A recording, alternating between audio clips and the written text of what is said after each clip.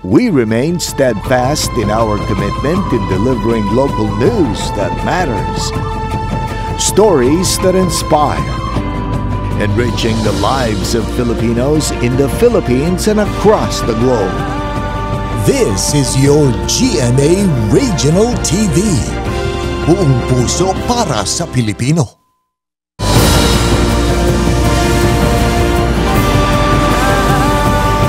Kini ang GMA Regional TV Balitang Bisdak.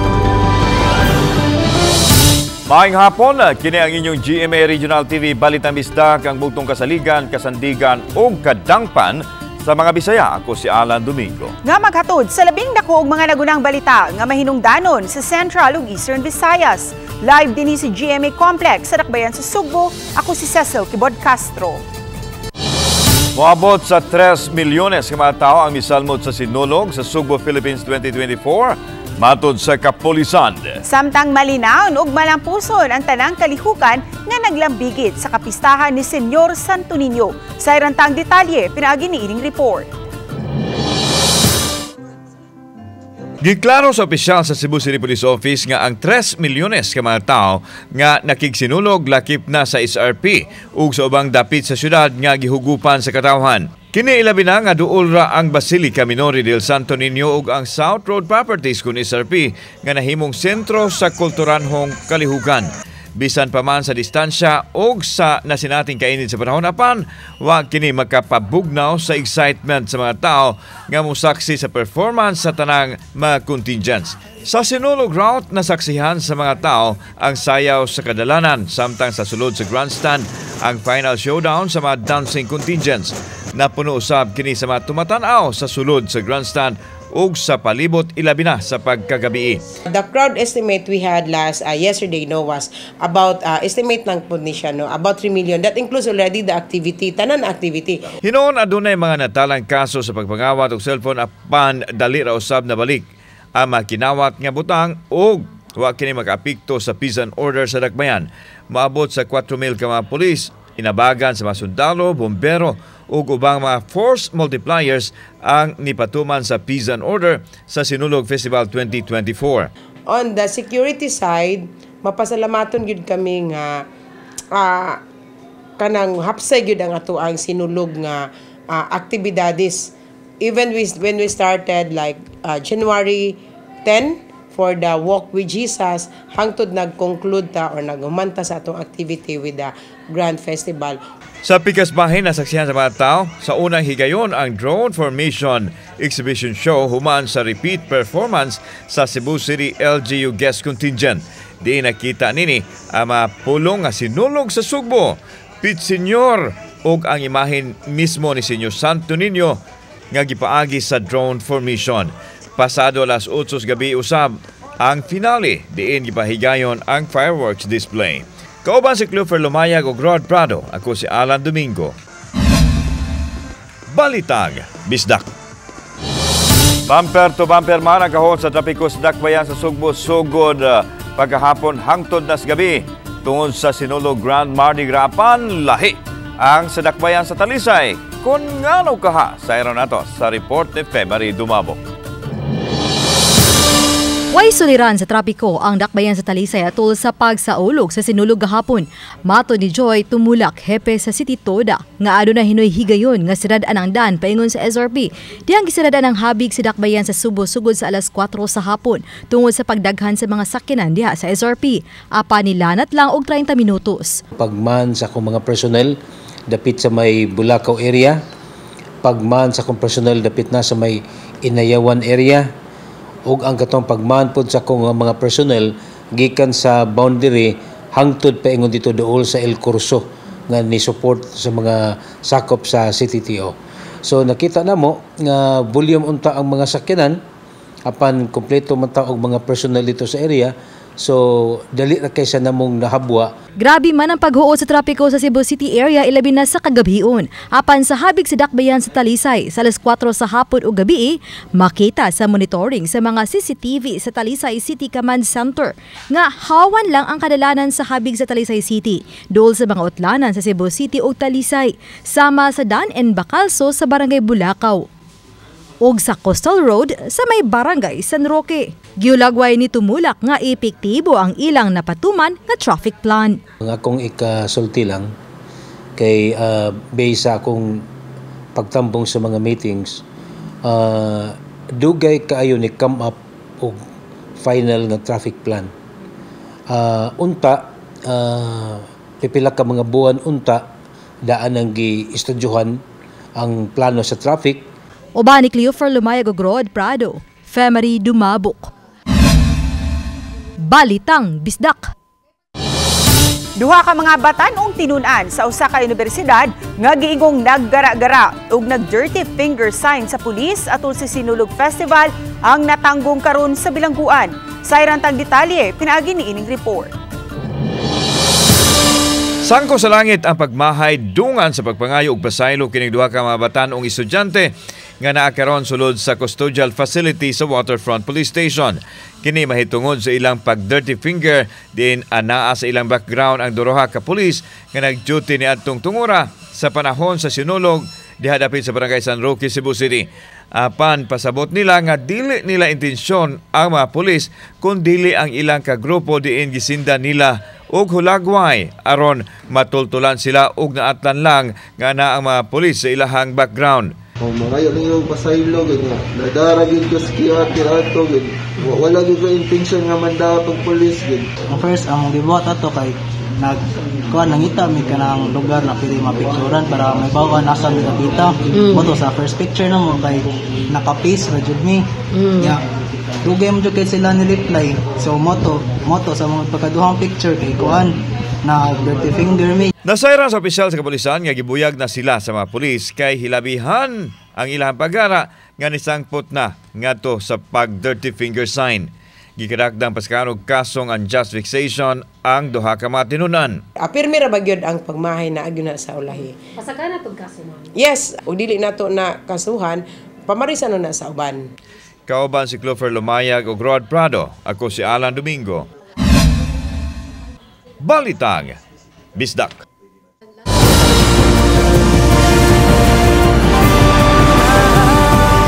Kini ang GMA Regional TV Balitang Bisdak.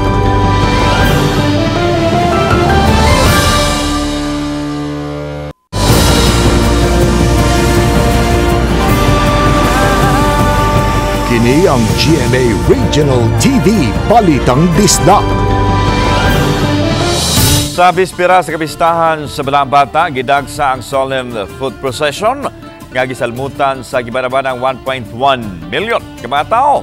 Pumanini ang Misa Pontifical ug naandang traditional sinulog dance. Anang report ni Nico Serino.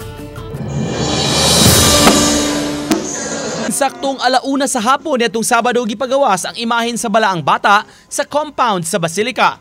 Hugot ang seguridad nga gipatuman, kaubang giprosesyon ang mga imahe ni Senior San Jose ug sa Mahal nga Birhen. Dunay gamay kabag-uhan sa rota sa procession. Inay moagi sa parte sa N. Bacalso Avenue, mitipas hinuon kini sa may J. Alcantara Street padung sa Dan V. Rama. Lakip sa miapil sa prosesyon ang mga nursing students sa lain-lain nga mga eskwelahan. Feeling kay maka-sacrifice po self niya, marag devotion na po siya for Santo Niño. So magiampo ni mo sir? Makapass sa board exam. Yay, kami tanan batch. Mas layo ni na route kaysa usual na Mango Avenue. Munang amo lang giapas-apas gyud kay for the Ninyo. Nagsige lagi may katawa kay mayas ninyo na ra siya diha. Wa gyud mo nangadto. Nanggukod gyud mo. Nagbarog ko kada adlaw ako niya tuwa niya karon nagabuang maggukod nako. Wa panumbalinga sa mga deboto ang kainit sa panahon. Bana-bana sa kapulisan, moabot sa 1.2 million ka mga tao ang miatinder sa solemn foot procession ni adtong Sabado. Sakripisyo gyud daily nandan na gyud. Nandan sa mga ginikanan pa. Makuan, nakakakuan ng balahibo. Nakakapangirabong balahibo. Too much. Parang umiiyak ka. Bepa mo nakakaiyak. Dihang nakabalik na sa Basilica ang mga imahen, gihimo ang Pontifical Mass sa Bisperas. Nagpreside sa misa si Cebu Auxiliary Bishop Medefil Billones, uban si Archbishop Palma ug uban nga mga obispo. Children were naturally magnetized to Jesus. They were drawn to Jesus because Jesus is the same as the Señor Santo Niño. the magnet of love. Human sa misa, gihimo ang traditional religious sinulog. Gipangunayan sa kaobispuhan o kaparian ang pagsayaw sa imahen sa balaang bata. Dungan sa pagpadangat sa mga tao sa mga intensyon o pangaliya ngadto kaniya. Usa ka oras nga sayaw sa mga tao nga dunay nagkadaiyang nga mga panalangin, pangaliya ug pasalamat ngadto sa balaang bata na anda na gyud sa kadaghanan nga matag Sabado, bispiras sa siyang kapiyastahan, himuon kining traditional religious sinulog. Ang mga first-timers sa traditional dance nabilib sa hugot nga debosyon sa mga tao. It's very satisfying and I feel that my soul is very complete, no? Attending here is such a blessing. Sa health, sa wealth, yes, especially sa family, sa parents. Mawala mo kakapoy. Uban ni Godfrey Relien, Nico Sereno, Balitang Bisdak.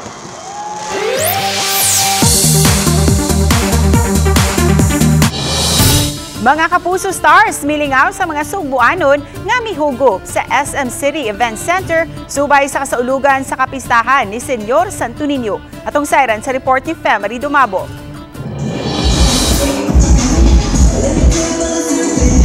Nakisadya sa Sinulog Festival ang mga Kapuso Stars sa kinaham nga karakter sa Abot Kamay na Pangarap ang afternoon drama series. Nga sila si Ken Chan o Hazel Quinoche, anaosab si Kate Valdez sa Shining Inheritance o Joaquin Dumagoso sa upcoming Kapuso series nga Lilith Matias, Attorney at Law. Nalingaw o gilingaw sila sa mga Kapuso fans atol sa GMA Regional TV Kapuso Mall Show nitong Domingo sa hapon sa SM City, Cebu. Init nga gidawat sa mga Kapuso fans dihang misa ka sa stage si Joaquin ug miharana kanila. Giabibahan usab si Kate Valdez dihang misa ka siya sa stage nga gakanta ug milamano siya sa iyang mga fans. Mas nagkakusog ang hugyaw sa pagsud sa karakter nga si Zoe sa Abot Kamay na Pangarap nga mao si Hazel Quinoche. Nakig-TikTok challenge usab siya sa pipila ka mga fans. Giharanan usab ni Ken Chan o Dr. Lindon ang tulo ka mga Cebuana nga gipasaka sa stage nga puros gikilig. Mapasalamaton ang upat sa ilang mga fans nga gadasok sa activity center ilabi na nga gipili silang ubanan inay nga mosaksi sa Sinulog Grand Mardi Gras. Thank you, GMA Regional TV! Viva Senior! Gawas ni Inig, yawag usab nila ang mga Sugbuanon nga padayunong suportaan ang ilang mga Kapuso series. Ilabi na nga mas gipanindot ang Abot Kamay na Pangarap. Ang drama adaptation nga Shining Inheritance ug ang umaabot nga salida nga Lilith Matias, Attorney at Law. Magpasalamat sa lahat ng mga Kapuso viewers natin because of them po na-extend sa Abot Kamay na Pangarap. Ako nga mismo yung character ko bilang si Doc Lindon, supposed in the first place, sabi sa akin 2 weeks lang ako. Pero ngayon nakakaisang taon na ako sa Abot Kamay na Pangarap. So I feel so grateful and blessed that naging parte ako ng cast ng Abot Kamay na Pangarap. Madami pa silang dapat abangan. Siyempre, yung sa character ko, ngayon kasi ang flow ng story is bumabait na si Zoe. Sa mga nakapanood ng original version ng Shining Inheritance, may mabigat na mga eksena, may patungkol sa pamilya, sa work, sa friends, at sa pagiging isang anak at businesswoman or man. At syempre, abangan nyo rin din po dito ay yung mga cast ng Shining Inheritance. Kasama rin po namin si Miss Connie Reyes. Ayan. Mga happy kayong mga buang. You're the best. I hope to see you guys again po. At syempre, babalik dito para matry yung mga lechon nyo. At sana makabalik ako dito sa Sinulog Festival. And I hope to enjoy with you locals once more. Sa Yun nitong Domingo, nausab nilang gibisita ang mga Kapuso fans sa Barangay Sambagdo sa Dakbayan sa Subo alang sa Kapuso Fiesta Caravan. Uban ni Ronnie Ariosa ug Clans Gabutin, Femery Dumabok. Balitang Bisdak.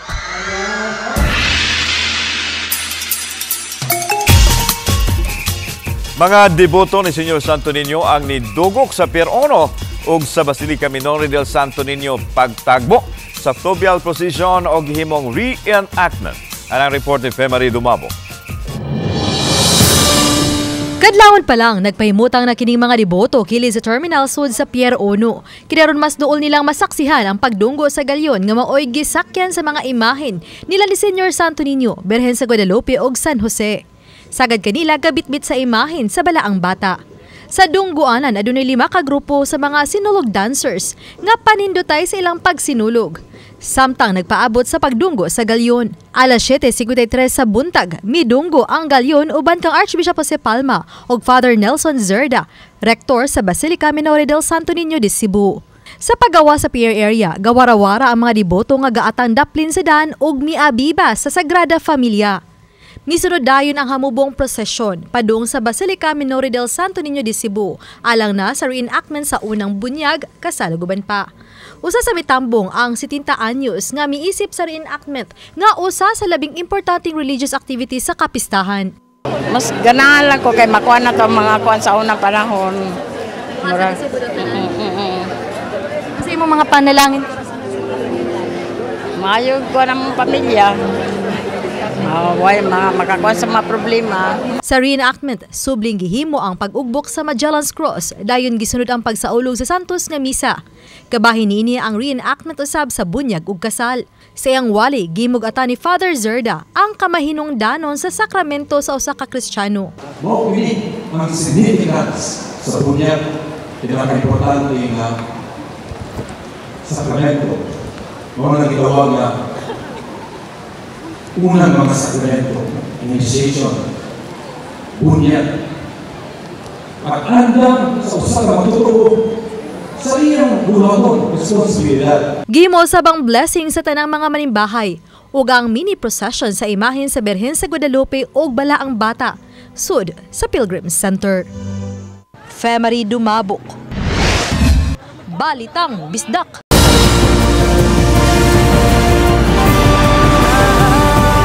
Kini ang GMA Regional TV Balitang Bisdak.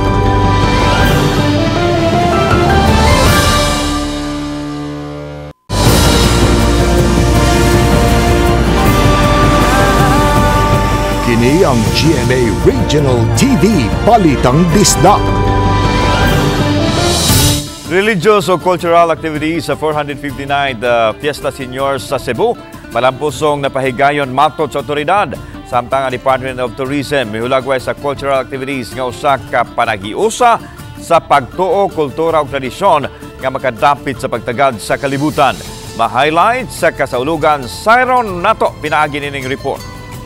And still one Cebu Island, and tomorrow world sinulog, but still one Cebu Island. Open!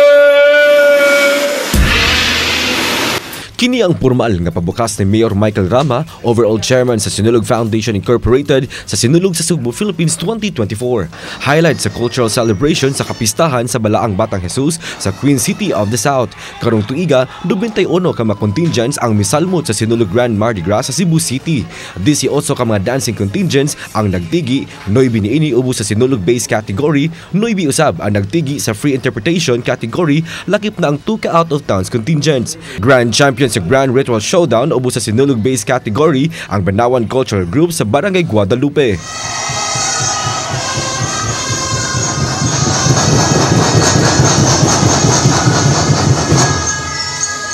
Nakuha usab nila ang Best in Costume o second placers sa Best in Musicality. Samtang napiling kampyon ang Pasayaw Festival sa Canlaon City, Negros Oriental ubos sa Free Interpretation category. Nunot sa ilang mabulokong mga costume, sila ang midaog isip Best in Costume, daog usab sila isip Best in Musicality o second placer sa Best in Street Dancing. Nauli sa mata grupo ang tig 3 million pesos cash prize. Aniya ang laing mananaog sa Sinulog sa Cebu, Philippines 2024 sa nanglaing kategorya.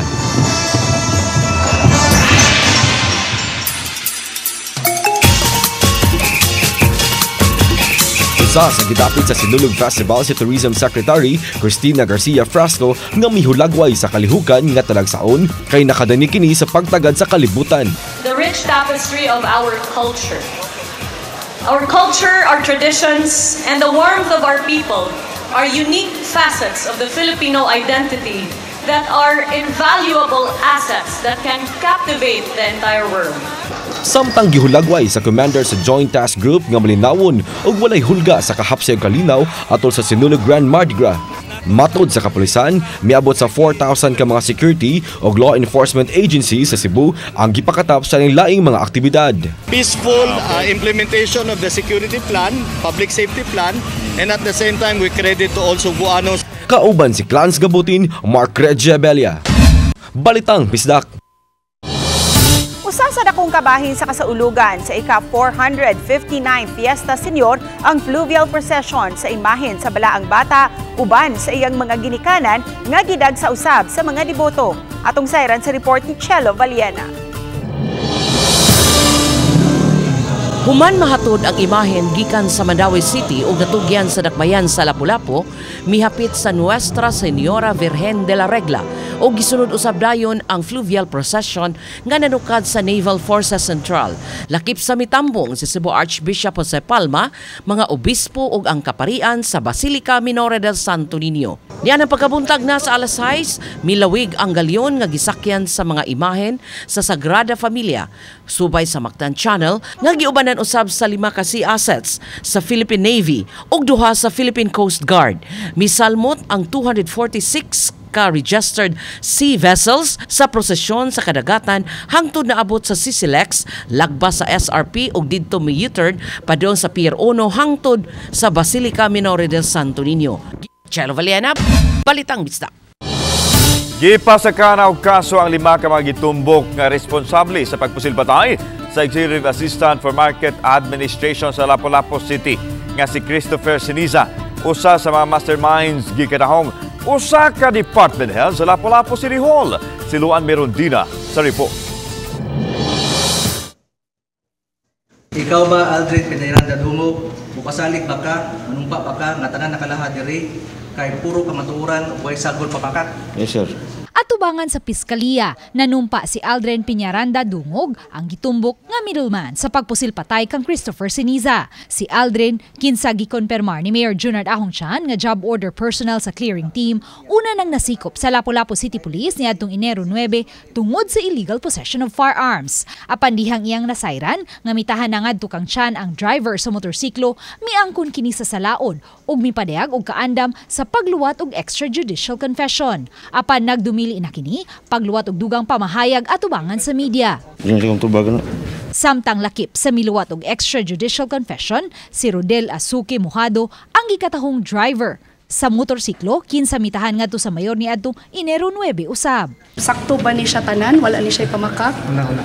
And voluntaryo baka na ni execute ani o ni pahayag sa imuhang mga statements ani na extrajudicial confession? Atubangan sa media, gibutyag ni Mojado nga dili unta si Siniza ang ilang target. Bitching ko ang kuan mo to. Vendors lagi may pong karon dili mo vendors pagka humana. Ya lain pagid ang kanang kuan, lain pagid ang gipatirahan dili man